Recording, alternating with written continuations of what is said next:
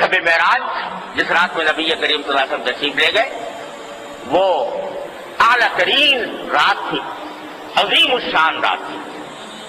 لیکن پوری سیرت طیبہ دیکھ لو حضور اکرم صلی اللہ علیہ وسلم کی اور صحابہ کرام، کسی جگہ کوئی ایک واقعہ بھی آپ کو ایسا نہیں ملے گا کہ جس میں بھائی فلاں تاریخ کو شب معراج ہوتی ہے یا شب معراج بنائی جائے گی، اس میں چراغاں کیا جائے گا، اس میں خاص اہتمام کیا جائے گا. کہیں حضور کی سیرت طیبہ میں صحابہ کرام کی سیرت طیبہ کا ہی نہیں ملتا. تو اگر ہم اپنی طرف سے یہ کہنا شروع کرتے ہیں بھائی شب معراج میں چراغاں کرنا چاہیے، اول تو میں نے عرض کیا شب معراج کا یقینی طور پر پتہ نہیں کون سی رات میں ہے، لیکن اگر فرض کرو پتہ چل جائے کہ 27ویں شب ہے تو اس میں کوئی خاص چراغاں یا عام دنوں کے مقابلے میں، عام راتوں کے مقابلے میں اس میں کوئی عمل عبادت کا سنت سمجھ کر کرنا درست نہیں، کسی کو بدعت کہتے ہیں. لیکن ہاں ہر رات جس رات میں بھی اللہ تعالیٰ توفیق عطا فرما دے عبادت کی، اللہ تعالیٰ کا انعام ہے اور بہت بڑی فضیلت کی چیز ہے. نمازیں پڑھو، تلاوت کرو، نفلیں کرو، پڑھو، سجدے میں جاؤ، دعائیں مانگو، جس رات میں بھی کرو، کسی رات کی تخصیص ہے. Subscribe Al Bayan at Tube اسی طرح Official. روزے کا معاملہ ہے، 27 رجب کے روزے کا. تو چونکہ اس میں کوئی صحیح حدیث ثابت نہیں 27 رجب کے روزے کی، اس واسطے حضرت عمر رضی اللہ تعالیٰ عنہ سے منقول ہے کہ اگر کوئی روزہ رکھتا تھا 27 تاریخ کو تو حضرت عمر زبردستی کر کے کہتے کھانا کھاؤ، روزہ توڑو، کیونکہ یہ تم سمجھ رہے ہو کہ سنت ہے، حالانکہ سنت نہیں، نبی کریم صلی اللہ علیہ وسلم کی سنت ہے. ہاں عام دنوں میں کسی دن بھی روزہ رکھ لے، اس دن بھی رکھ لے، لیکن سنت سمجھ کر نہیں. اس رات کو بھی جاگ لو، جاگنے میں کوئی حرج نہیں، اچھی بات ہے، لیکن سنت سمجھ کر نہیں. ویسے جیسے اور راتوں میں جاگتے ہیں تو اس میں بھی جاگ لیں، اس میں بھی عبادت کریں. اس طرح کیا جائے تو حدود کے اندر آدمی رہتا ہے اور اسی حد میں رہتا ہے جو نبی کریم صلی اللہ علیہ وسلم نے اور صحابہ کرام نے متعین فرمائی. اس سے آگے بڑھنا حد سے تجاوز ہے. کہ اب تک انبیاء کرام علیہ السلام سے جو اللہ تبارک و تعالیٰ کا رشتہ ہوتا تھا وہ فرشتوں کے ذریعے ہوتا تھا، کتابوں کے ذریعے ہوتا تھا، وحی کے ذریعے ہوتا تھا. لیکن حضور سرور دو عالم صلی اللہ علیہ وسلم کے ساتھ اللہ تبارک و تعالیٰ نے یہ خصوصیت برتی کہ خود اپنی بارگاہ میں طلب فرمایا، اور کس شان سے طلب فرمایا کہ ایک رات کی مختصر سی گھڑیوں میں اللہ تبارک و تعالیٰ اپنے بندے کو، محبوب ترین پیغمبر کو مکہ مکرمہ سے بیت المقدس لے گئے، اور اس بیت المقدس میں سارے انبیاء کرام علیہ السلام کا مجمع، ان کی روحوں کا مجمع جمع فرمایا، اور حضور صلی اللہ علیہ وسلم کی امامت میں ان کی نماز پڑھوائی. اور اس کے بعد بیت المقدس سے 7 آسمان، اس سے بھی اوپر سدرۃ المنتہا، یہاں تک کہ اس مقام پر پہنچ گئے کہ جبریل امین علیہ السلام نے بھی عرض کیا کہ اب اس سے آگے جانے کی ہمارے اندر مجال نہیں. اور پھر براہ راست اللہ جل جلالہ کے ساتھ ہم کلامی کا شرف عطا ہوا. کیا باتیں ہوئی، کیا گفتگو ہوئی، کیا راز و نیاز ہوئے.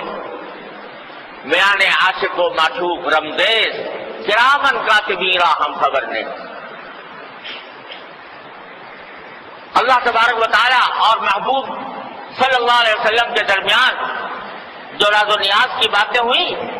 فرماتے ہیں کرامن کاتبین ہم خبر نیز، وہ فرشتے جو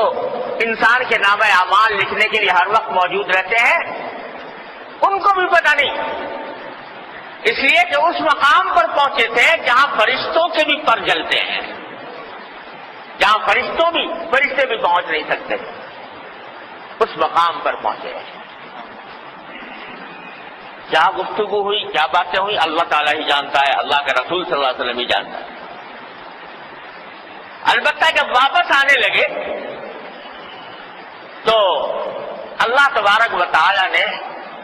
ایک تحفہ عطا فرمایا۔ یوں لگتا ہے واللہ عالم تو حضور سرورت عالم صلی اللہ علیہ وسلم نے جب بارگاہ الہی میں باریابی ہوئی تو شاید اللہ تبارک و تعالیٰ سے یہ عرض کیا ہو کہ اللہ آپ نے مجھے تو یہ مقام عطا فرما دیا، یہ مقام بلند عطا فرما دیا، میری امت کا کیا ہوگا؟ میری امت کو جس کی فکر مجھے ہر آن ہر لمحے دامنگیر ہے، اتنی دامنگیر ہے کہ اللہ تبارک و تعالیٰ فرماتے ہیں کہ کیا تم امت کی فکر میں اپنی جان گھلا بیٹھو گے؟ تو اس امت کے لیے میں کیا لے کے جاؤں؟ آپ نے مجھے تو اس مقام پر سرفراز فرما دیا، میری امت اس مقام تک کیسے پہنچے؟ تو اللہ تبارک و تعالیٰ نے فرمایا کہ ایک ایسی چیز تمہیں تمہاری امت کے لیے دیتے ہیں کہ اس کے ذریعے تمہاری امت کا ہر فرد وہ معراج کے مقام تک پہنچ سکتا ہے، اور وہ تحفہ یہ ہے کہ 5 نمازوں کا تحفہ لے کر جاؤ امت کے لیے۔ یہ 5 نمازیں، ان کو فرمایا گیا حدیث میں الصلاۃ معراج المؤمنین، کہ نماز مومنوں کی معراج ہے۔ یعنی جب اللہ کا بندہ نبی کریم سرورت عالم صلی اللہ علیہ وسلم کا امتی اللہ جل جلالہ کی بارگاہ میں عز و نیاز کے ساتھ کھڑا ہو کر اس کی بارگاہ میں سر بسجود ہوتا ہے، پیشانی ٹیکتا ہے، سجدہ کرتا ہے،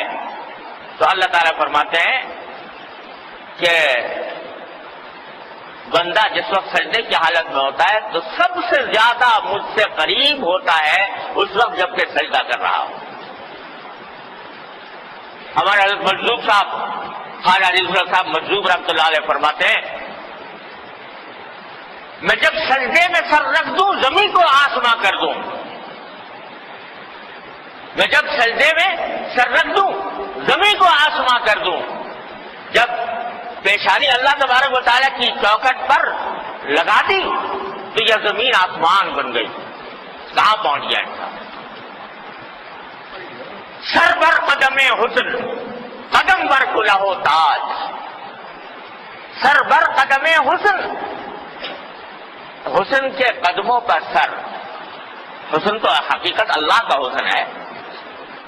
اللہ جل جلالہ کا حسن ہے، اس کے قدموں پر سر رہو تو سر بر قدم حسن قدم بر کلہ تاج، جس نے اپنا سر حسن کے قدموں پر رکھ دیا، اللہ جل جلالہ کے قدموں پر رکھ دیا، اس کی چوکٹ پر رکھ دیا، اس کے قدم تاج و تخت کے اوپر ہوتے ہیں۔ سر بر قدم حسن قدم بر کلہ تاج، دیوانہ بڑی شان سے دیوانہ بنا ہے۔ تو بات یہ ہے کہ ہم لوگ سجدے کی قدر نہیں پہچانتے، سجدے کی حقیقت نہیں جانتے، سجدے کو سجدے کی طرح ادا نہیں کرتے، اس کی وجہ سے سجدے کی نہ لذت محسوس ہوتی ہے نہ سجدے کے آثار محسوس ہوتے ہیں۔ لیکن اگر ایک مرتبہ پیشانی ٹیک کر دھیان سے کہہ دو سبحان ربی الاعلی